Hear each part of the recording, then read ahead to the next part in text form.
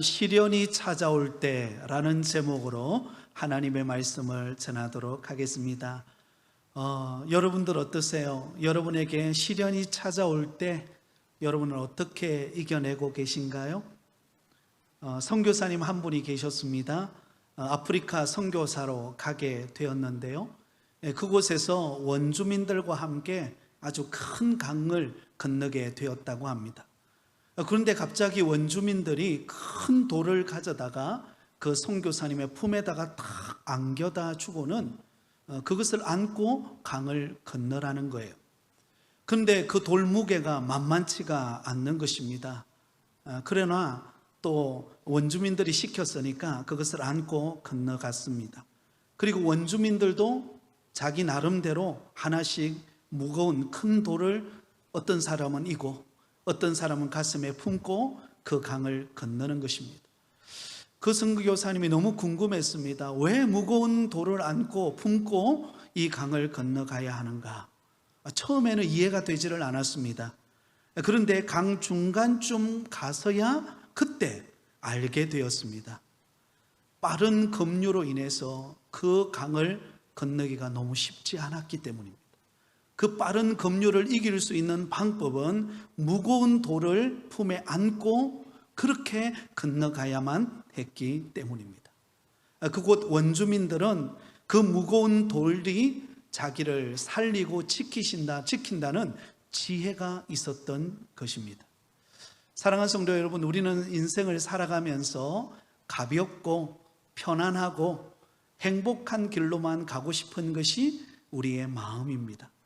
그런데 하나님은 때로는 우리를 무거운 곳으로, 때로는 시련과 고난과 어려운 환경 속으로 우리를 밀어넣으실 때가 있습니다. 그런데 우리가 그때 기억해야 할 것은 우리를 힘들게 하고 우리를 망하게 하기 위하여 하나님께서 우리에게 그런 시련을 허락한 것이 아니라는 사실을, 도리어 우리의 영혼을 살리고 마침내 복을 주시기 위해 그 시련이 우리에게 찾아온다라는 사실을 결코 잊지 않기를 바랍니다. 여러분, 실제로 우리가 세상을 살아가면서 소중한 것, 가치 있는 것, 쉽게 얻어지는 것 아닙니다. 시련의 과정을 통하여 힘든 과정을 이겨내어야 그 모든 것이 우리에게 주어집니다. 이와 마찬가지로 믿음으로 살아가는 우리 성도들에게도 반드시 믿음의 시련이 찾아옵니다.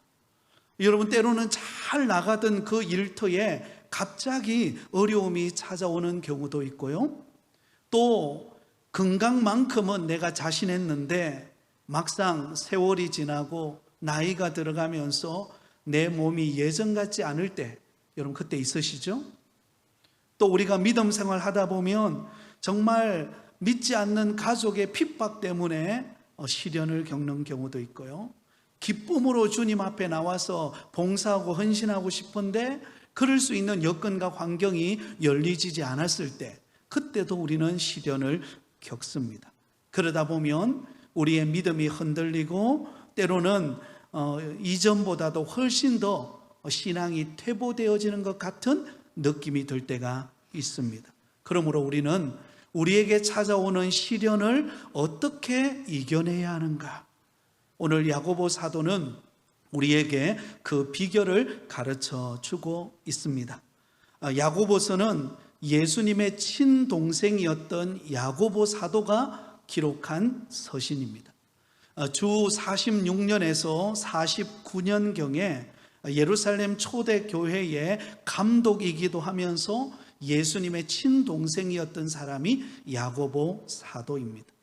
그는 얼마나 기도를 많이 했던지 별명이 낙타무릎이었습니다.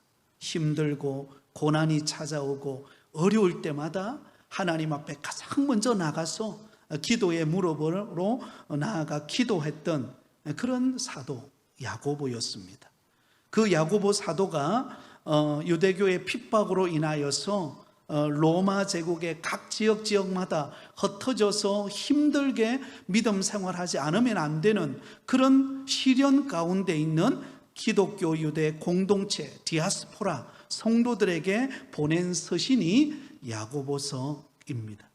그러니까 온갖 시련과 고난을 겪고 있는 성도들에게 어떻게 그 고난과 시련을 이겨내어야 할 것인가를 가르쳐주고 있다라는 것이죠.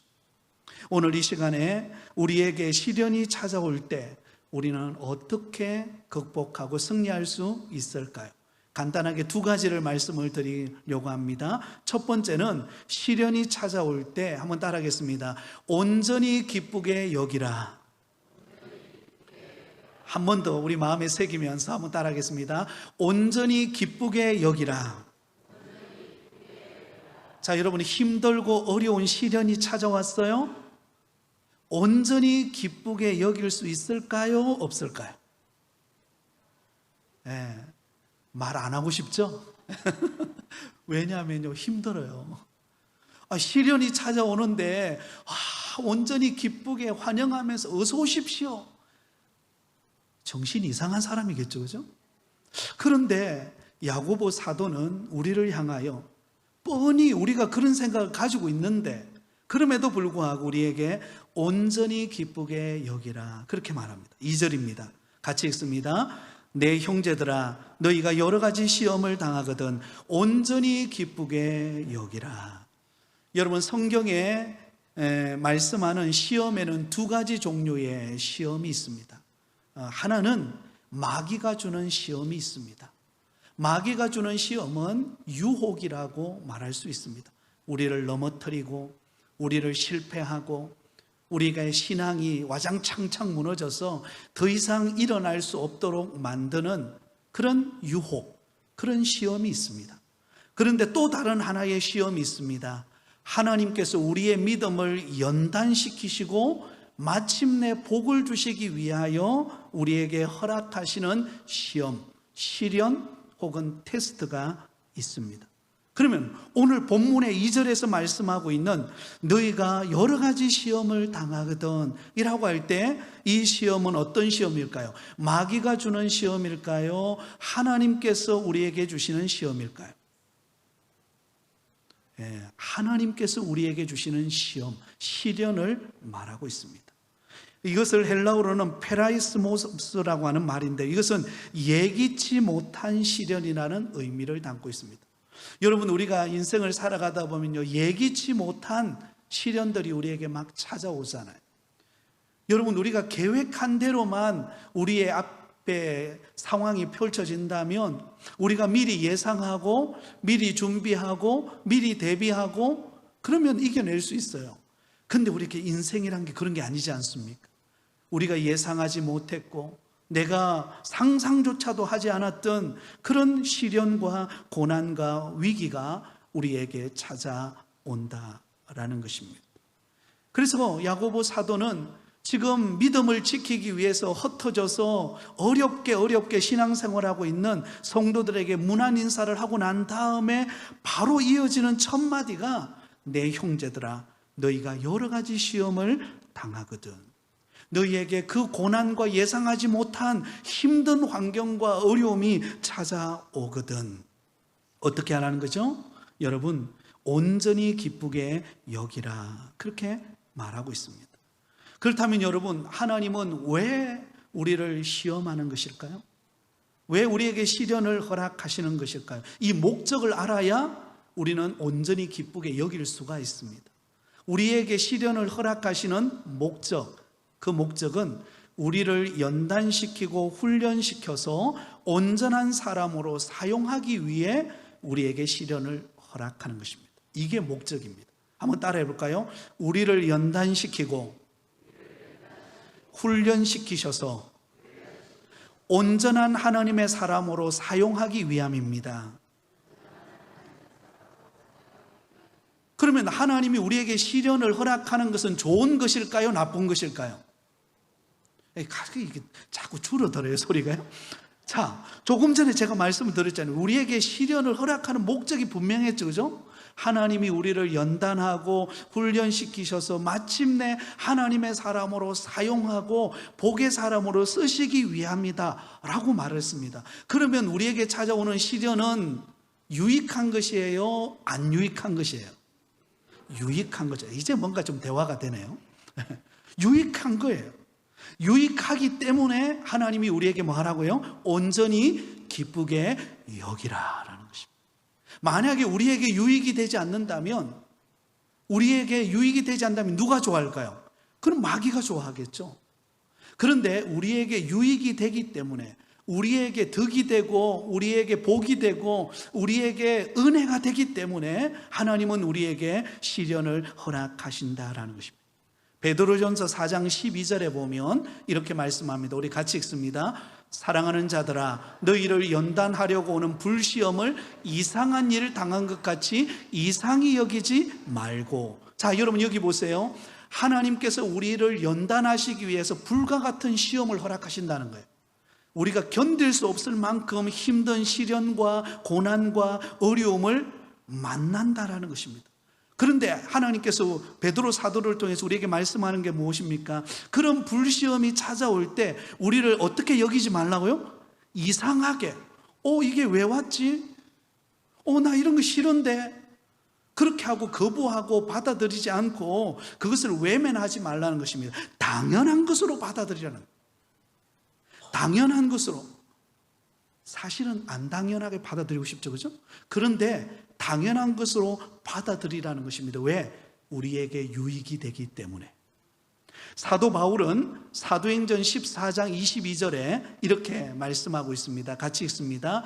제자들의 마음을 굳게 하여 이 믿음에 머물러 있으라 권하고, 또 우리가 하나님의 나라에 들어가려면 많은 환난을 겪어야 할 것이라 하고. 우리가 하나님의 나라에 들어가기까지 우리가 이 땅에 살아갑니다. 그런데 이 땅에 살아가면서 천국 가는 그날까지 우리 앞에는 뭐가 존재한다고요? 많은 환난을 겪게 된다는 것입니다. 그걸 피할 길이 없어요. 여러분, 비가 온다고 어느 잠시는 피할 수 있지만 비가 계속해서 오면 그 비를 피할 수가 없는 것과 같은 것입니다. 누구에게나 환난과 시험과 시련과 고난이 찾아온다라는 것입니다. 우리 마음속에 이런 생각이 들 때가 있어요. 저 김 집사님은 기도도 별로 안 하는 것 같은데 늘 좋은 일만 있는 거예요. 근데 나는 기도하고 늘 하나님 의지해도 환난과 시련이 있는 거예요. 그러면 어떤 마음이 들까요? 하나님, 왜 똑같은 믿음 생활 하는데 나에게는 왜 이런 시련이 이렇게 많고 저 김 집사님에게는 시련이 없습니까? 이런 생각이 들 때가 있어요. 근데 그 김 집사님한테 가서 한번 물어보세요. 시련이 있을까요? 없을까요? 있어요.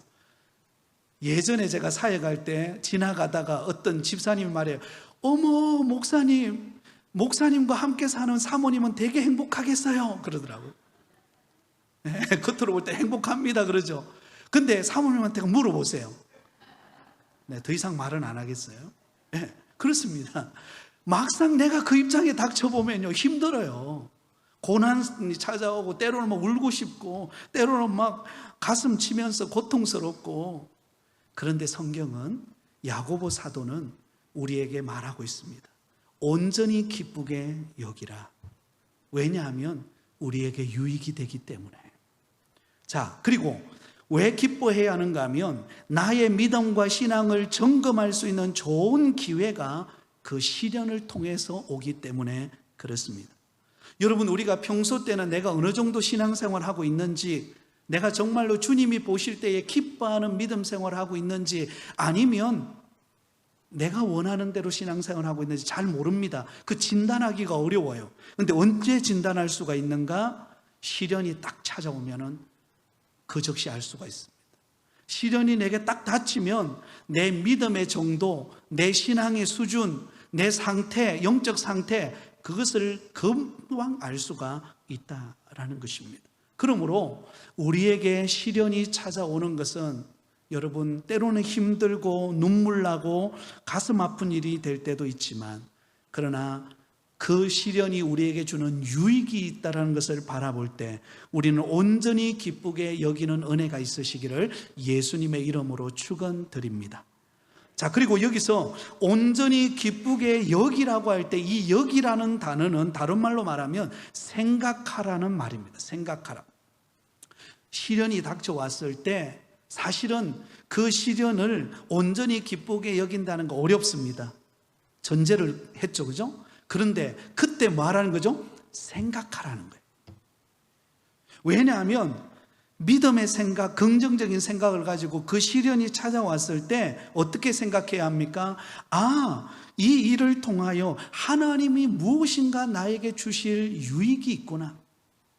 하나님이 이 일을 통하여서 반드시 나에게 복 주실 것을 하나님이 계획하고 있구나. 그것을 생각하면 그 시련이 어떻게 보일까요? 달리 보이게 됩니다. 그래서 여러분, 신앙은 해석이에요. 한번 따라하겠습니다. 신앙은 해석이다. 여러분, 똑같은 사물을 봐도요, 해석하기 나름이에요. 이 사람은 이렇게 해석하고 저 사람은 저렇게 해석할 수 있어요. 그런데 여러분, 우리의 신앙도, 시련을 바라보는 우리 성도들의 신앙도 해석에 달려 있습니다. 아무리 힘들고 어려운 환경이 놓여 있다 할지라도 그것을 믿음으로 해석해내면, 그것을 하나님의 선한 뜻으로 받아들이면 우리는 기쁨이 내 안에 솟아오르는 줄 믿습니다. 여러분, 그렇게 살았던 사람이 요셉입니다. 요셉은 형들의 미움에 의해서 상인들에게 팔려서 여러분, 애굽에 종살이하게 되잖아요. 얼마나 참 비참한 인생입니까? 그것도 다른 사람도 아니고 형들에 의해서 그가 팔려버렸으니까 얼마나 원망이 되겠습니까? 그런데 요셉은 원망했다라는 말이 안 나와요. 오히려 하나님과 동행했다라는 말이 나오지 원망했다라는 말이 안 나와요. 그리고 보디발의 집에서 그가 가정총무로서 열심히 일하다가 여러분, 그 보디발의 아내에 의해서 성추행범으로 결국 어떻게 된 겁니까? 감옥에 들어가잖아요. 억울한 신세가 됩니다. 그런데 그때도 여러분, 요셉은 원망하지 않아요. 왜? 믿음은 무엇이라? 해석에 달렸다 그랬잖아요. 네. 믿음의 생각을 하고 하나님이 이 과정을 통해서 나에게 은혜를 주실 것을 믿었기 때문에 그는 원망하거나 그는 보복할 생각을 가지거나 그것에 마음에 상처가 되어서 짓눌려 있지 않았다라는 것입니다. 창세기 45장 5절에 보면 요셉은 이렇게 말합니다. 우리 같이 고백하겠습니다. 당신들이 나를 이곳에 팔았다고 해서 근심하지 마소서, 한탄하지 마소서. 하나님이 생명을 구원하시려고 나를 당신들보다 먼저 보내셨나이다. 할렐루야. 여러분, 충분히 요셉은 원망할 수 있고 형들을 미워할 수 있고 이제 잘 됐다, 이제 기회가 왔다, 그렇게 할 수 있지만 요셉은 그 상황에서 어때요? 온전히 기쁘게 여겼어요. 온전히 기쁘게 생각했어요. 하나님이 이 모든 과정을 통하여 하나님이 나를 쓰시고자 하시는, 하나님의 뜻을 이루고자 하시기 위해서 이 시련을 내게 허락해 주셨다. 그래서 근심하지 말고 한탄하지 마셔서 하나님이 생명을 구원하시려고 당신들보다 먼저 나를 이곳으로 보낸 것 아니겠습니까? 너무나 멋진 고백 아닙니까? 사랑하는 성도 여러분, 우리의 모든 삶의 시작은 생각에 달려 있습니다. 아무리 내게 어려운 환경이 찾아와도 그 환경 속에서 하나님의 행하실 일을 바라보는 생각을 하면 이겨낼 수 있어요. 근데 아무리 좋은 거 다 가지고 있어도 내 앞이 보이지 않으면 무너지는 것입니다. 많은 연예인들이 돈이 없어 스스로 목숨을 끊을까요? 그 많은 연예인들이 아무리 많은 돈과 명예와 인기를 얻어도 앞이 보이지 않으면 스스로 끊는 거예요. 그러나 우리 신앙생활하는 믿음의 성도들은 아무리 힘들고 어려운 시련 속에서도 하나님이 행하실 일이 보이면 우리는 일어날 수 있습니다. 우리는 웃을 수 있습니다. 아멘. 우리는 달려갈 수 있습니다. 그러므로 지금 저와 여러분에게 어떤 시련이 찾아왔습니까? 하나님은 그 일을 통해 하나님의 놀라운 계획과 우리에게 복 주시기 위해 하시는 선한 길로 인도해 가실 줄 믿습니다. 그러므로 온전히 기쁘게 여기는 여러분 되시기를 예수님의 이름으로 축원드립니다. 자, 두 번째, 시련을 통해 하나님의 사람으로 성숙시킨다는 것을 믿으라는 것입니다. 한번 따라하겠습니다. 하나님의 사람으로 나를 성숙시키십니다. 네, 하나님은 목적이 있습니다. 우리에게 시련을 허락하고 고난을 허락하고 힘든 일을 허락하는 데는요, 목적이 있습니다. 하나님은 우리의 신앙을 성숙시키기 위함, 하나님이 기뻐하시는 온전한 자로 우리를 세우기 위함입니다. 3절에 보면 이렇게 기록되어 있죠. 이는 너희 믿음의 시련이 무엇을 만들어내요? 인내를 만들어내는 줄 너희가 알미라. 여러분, 우리에게 시련이 찾아오면 처음에 너무 힘들고 다 포기하고 싶고, 하나님 내 마음 모르는 것 같고, 나만 외로운 것 같고, 여러분 그런 마음 들지 않습니까? 그런데 그런 과정을 통해서 하나님은 우리에게 인내를 배우게 합니다. 그리고는 4절에 이렇게 말해요. 4절을 우리 같이 읽습니다. 시작. 인내를 온전히 이루라. 이는 너희로 온전하고 구비하여 조금도 부족함이 없게 하려 함이라. 인내의 과정을 딱 통과하면요, 하나님이 우리를 딱 보실 때에 온전하고 구비하고 조금도 부족함이 없는 하나님의 마음에 합한 성숙된 사람으로 하나님이 세우신다라는 것을 알 수가 있습니다. 여러분, 그냥 되는 것 없습니다. 그죠? 그냥 되는 것 없어요. 고난의 과정을 통과하고 시련의 과정을 통과하고 힘든 환경의 과정을 통과하고 난 다음에 그 인내 속에서 열매를 얻게 되는 것입니다. 어떤 곤충학자가 여러 해 동안 누에 고치를 연구를 했다고 합니다. 어느 일정 기간이 지나고 나니까 그 누에 고추가 터지면서 나비가 되어서 날아가더라는 거죠. 근데 어느 날 나비가 될 수 있는 환경을 갖추어 놓고 관찰을 했는데 어느 정도 기간이 흐르자 그 누에 고추의 한 끝에 자그마한 구멍이 생기더라는 거죠. 그리고는 그 구멍을 벗어나기 위해서 그 애벌레가 그 구멍을 크게 만들기 위해서, 벗어나기 위해서 자꾸 거기다 힘을 들이고 애를 쓰면서 그렇게 하다가 나비가 되어서 그 누에 고추를 탁 터져서 나오더라는 거죠. 그래서 그 모습이 너무 신기한 거예요. 그래서 곤충학자가 그 애벌레가 그 누에 고추를 뚫고 나오는 그 구멍을 빠져나오는 게 너무 힘들어 보여서 그래서 일부러 크게 구멍을 만들어줬대요. 크게 구멍을 만들어줬더니 편하게 그곳에서 나비가 나오더라는 거죠. 근데 안타깝게도 그곳에서 나온 나비가 얼마 가지 못해서 시들시들 하더니 죽어버리더라는 거죠. 그래서 이 연구를 시작한 이 곤충학자가 깜짝 놀랐습니다. 나비가 그 누에 고치를 뚫고 나오기까지 오랜 기간 동안의 그 몸부림과 그 인내와 그 고통의 과정을 거치면서 나비 구실을 하더라는 거예요. 만약에 그 구멍을 그냥 팡 떨어져 버리면 나비기는 나비한데 제대로 나비 구실을 못하는, 오래 가지 못하는 덜 된 나비가 되어버리고 말더라는 것입니다. 사랑하는 성도 여러분, 때로는 우리에게 시련을 통하여 마치 누에 꿀치를 뚫고 나오는 것처럼 힘든 환경이 저와 여러분에게는 있습니다. 다 말하지 못하는 게 있잖아요. 나만 가지고 있는 그 아픔과 눈물이 우리에게 있지 않습니까? 그런데 그 고난과 시련의 과정을 인내를 통하여 견뎌내고 기도하고 주님 바라보고 눈물 흘리는 과정 속에서 하나님은 우리를 하나님의 사람으로 우리를 빚어가신다는 것입니다. 할렐루야. 온전한 사람으로, 하나님이 쓰시기에 합당한 사람으로 우리를 만들어 가십니다. 하나님께서 온유한 사람 모세를 들어서 애굽에 종된 이스라엘 백성들을 이끌어서 하나님의 약속의 땅으로 데려갑니다. 그래서 민수기 12장 3절에 보면 모세에 대해서 이렇게 말하고 있어요. 이 사람 모세는 온유함이 지면의 모든 사람보다 더하더라. 모세가 온유해요. 그러니까 어떤 막 성도들이 어떤 그 이스라엘 백성들이 원망을 해도 그걸 견뎌낸다는 거죠. 온유함으로. 근데 어떻게 그것이 가능했는가? 여러분, 모세가 40세가 되어서 하나님께서 모세를 어디로 보냅니까? 미디안 광야로 보내요. 미디안 광야로 보내서 그곳에서 40년 동안 하나님이 그를 연단하고 훈련하고 그를 다듬습니다. 그 과정이 끝나고 그의 나이 80세가 되었을 때 하나님이 그를 들어 쓰셔서 온유한 사람으로 사용하셨다는 것을 알 수가 있습니다. 여러분, 우리는 어떤 목적을 이루고 기도하고 나갈 때 참 더디 이루어지잖아요. 그죠? 좀 빨리 이루어지면 얼마나 좋겠습니까? 그러나 드디 이루어지는 과정 속에서 하나님은 저와 여러분을 연단하실 줄 믿습니다.